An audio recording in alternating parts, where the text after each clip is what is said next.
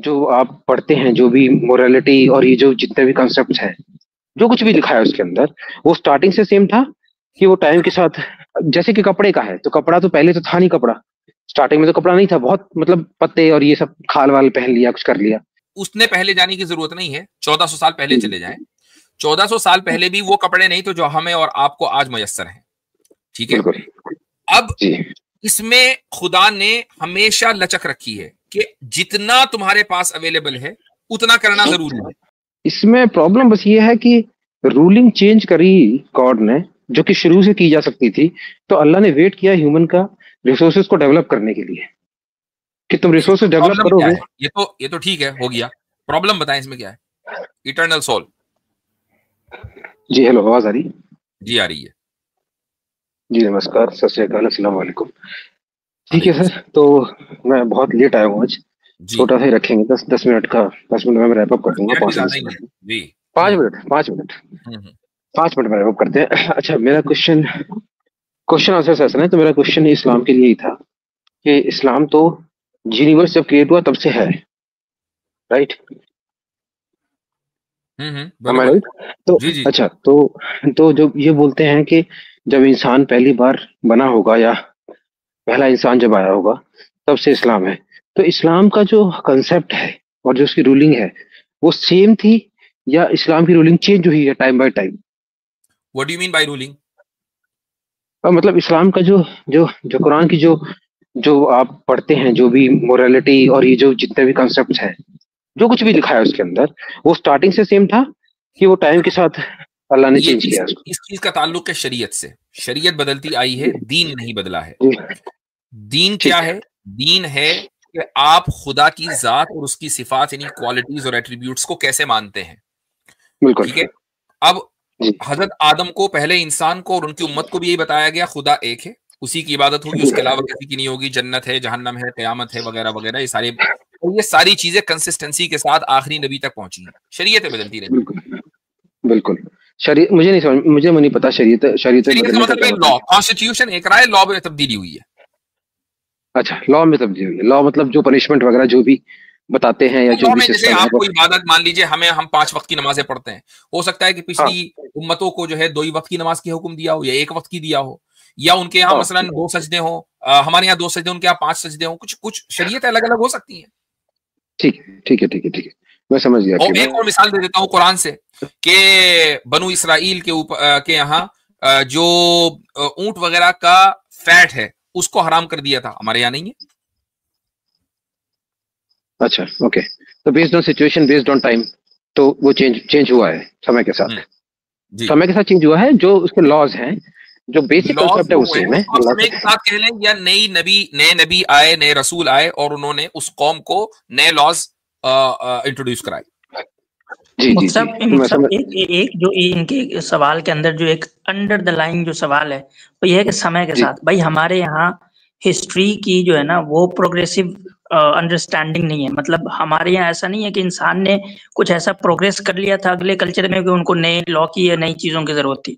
It's totally depend on अल्लाह सुब्हानहू व तआला कि वो कब किसको कैसी शरीयत देंगे।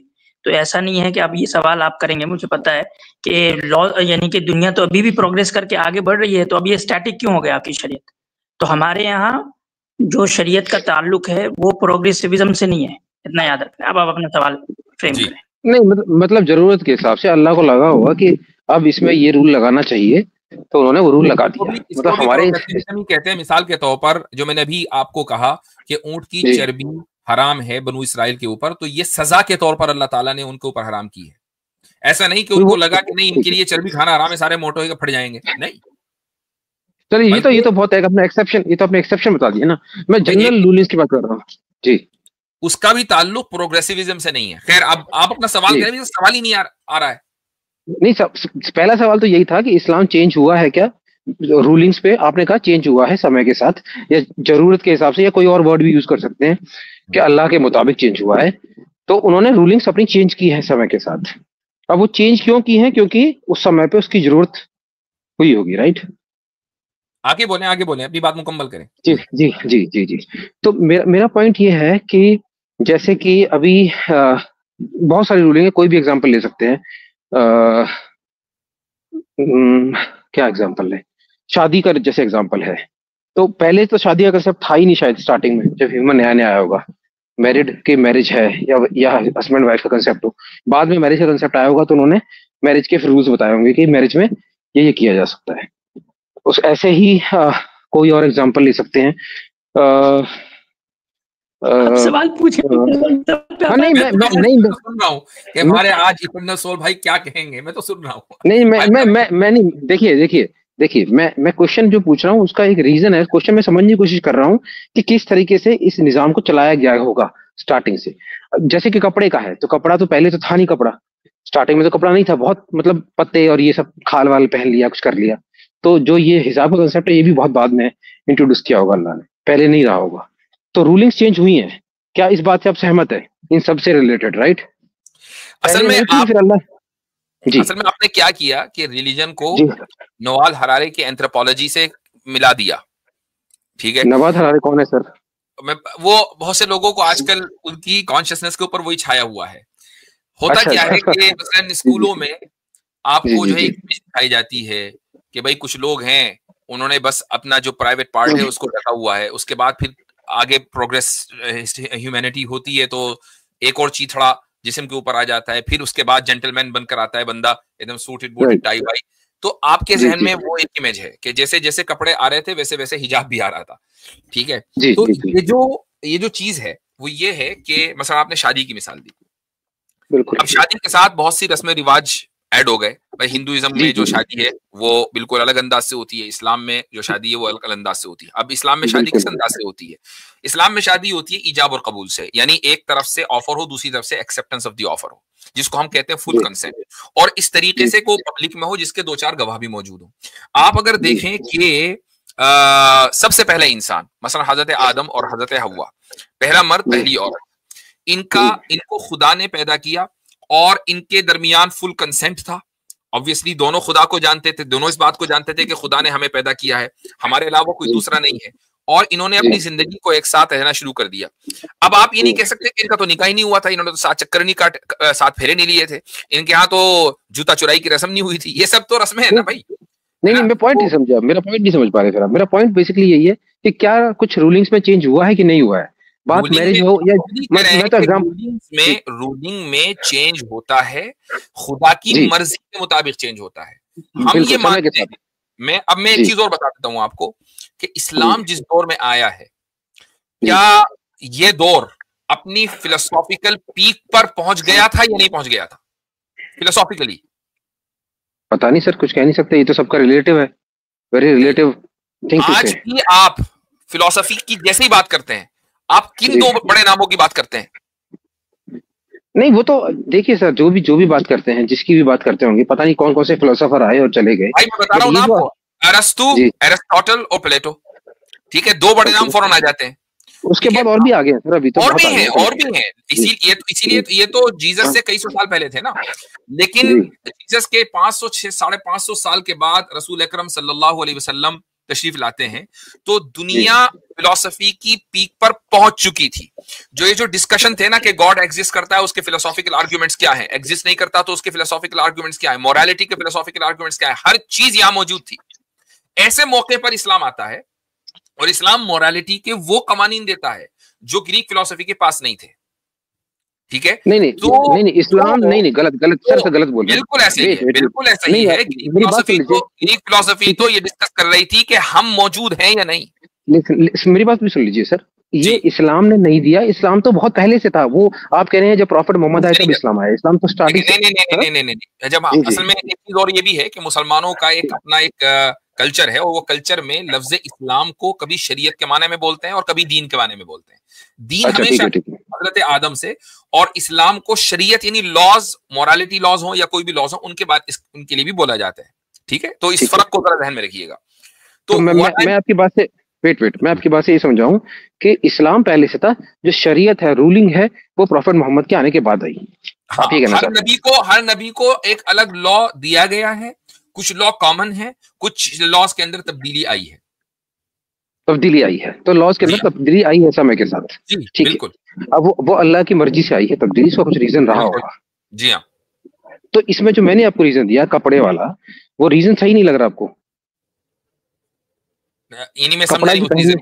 हाँ जो कपड़े का मैंने क्लॉथ का रीजन दिया कि देखिए पहले तो कपड़े थे भी बहुत कम, अमीर आदमी के लिए तो पॉसिबल था, गरीब आदमी के लिए तो कपड़े लेना भी पॉसिबल नहीं था, और उससे पहले तो कपड़ा इन्वेंट ही बहुत लेट हुआ था।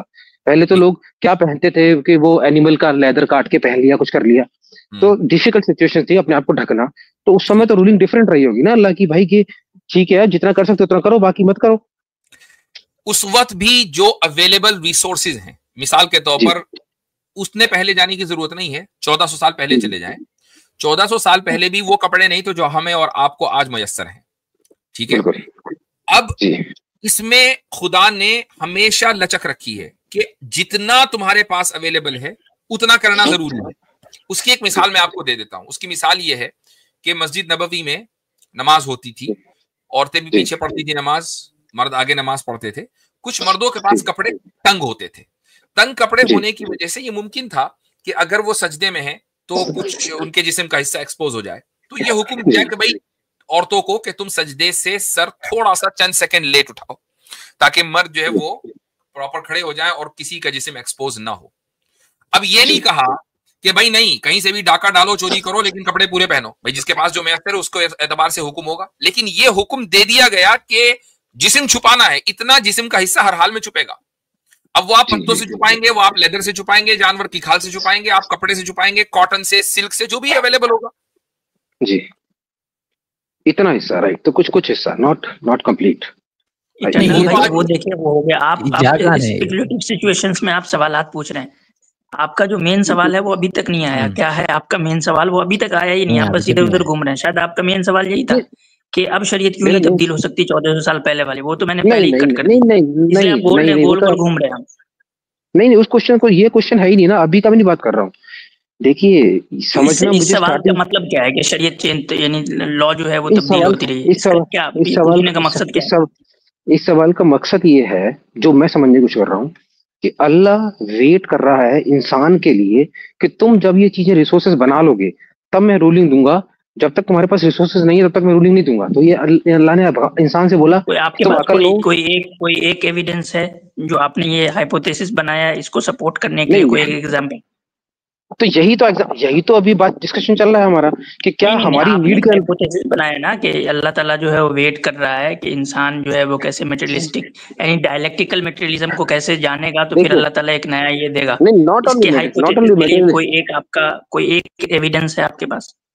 नहीं, not only materialistic, in every detail जो शरीयत का लॉ है वो चेंज किया गया है। आपका जो हाइपोथेसिस है कि अल्लाह ताला वेट कर रहा है कि ह्यूमन सिविलाइजेशन जो है वो कैसे कैसे आगे बढ़ेगी, तो उसके एतबार से फिर वो कमांड देगा। तो इसके लिए कोई आप एविडेंस है आपके पास इस हाइपोथेसिस को सपोर्ट करने के लिए? नहीं, यही तो डिस्कस कर रहे हैं। यही तो बात हुई है कि शरीयत के लॉ चेंज हुए हैं समय के साथ, अल्लाह की मर्जी। फिर ये समय के साथ आपका ये समय का चक्का है ना, वो लग रहा है समय के साथ ही रुक गया है। ये समय के साथ हमने आपको बता दिया कि अल्लाह ताला बाउंड नहीं है, ठीक है। अल्लाह ताला ये नहीं देखते कि भाई आप, अल्लाह ताला जो है वो, हमारे यहाँ एक कॉन्सेप्ट होता है जिसको कहते हैं कि आपके ताकत से ज्यादा बर्डन नहीं देते, ये कॉन्सेप्ट रहता है, ठीक है।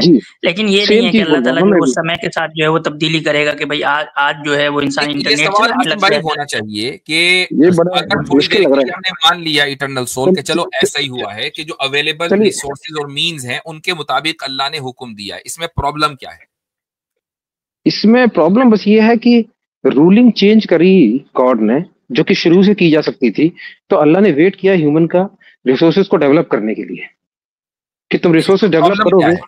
ये तो ठीक है, हो गया। प्रॉब्लम बताएं इसमें क्या है?